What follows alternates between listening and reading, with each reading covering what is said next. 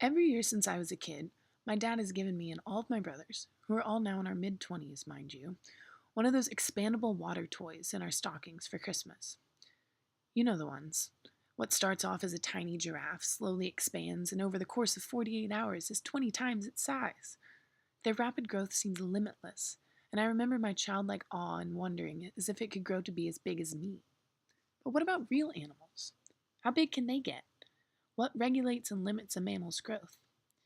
Answers vary over time and with environment, but recent research into the largest known mammal that ever lived can give us some insight.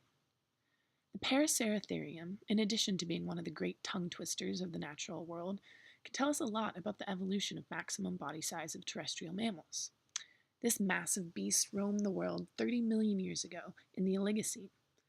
Think of an 18-foot tall, 30-foot long, hornless rhino. So how did it get to be so big? Well, the researchers found that there was an exponential growth in body size after the KP&G extinction, which killed off all non-avian dinosaurs. They analyzed maximum size of terrestrial mammals across geographic locations and taxonomic groups, estimating some from mere remnants, just like teeth and leg bones. They found that body size evolution was really similar across continents, lineages, and trophic groups.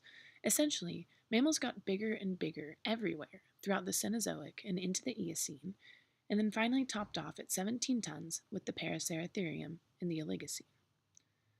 They found a few interesting explanations for this. One has to deal with the biotic constraints of the organisms themselves. Once animals get too big, their body heat is a limiting factor. Think of elephants today. They have to consistently wash themselves off with their trunks and with water to keep from overheating. And herbivores are usually the biggest as well, because the energy requisites of a leaf-filled diet have been shown to allow this growth. But the scientists also found some abiotic factors. The specific environment of the time was perfect to create these house-sized hornless rhinos.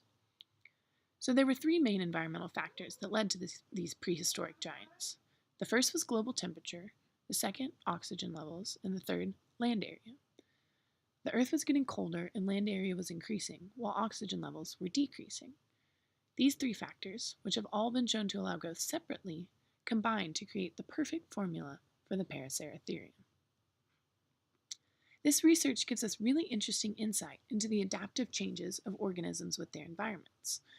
In a way, we're limited by the very air we breathe. Can't wait to tell Dad about that when I get a tiny grow-a-lion in my stocking stuffer this year.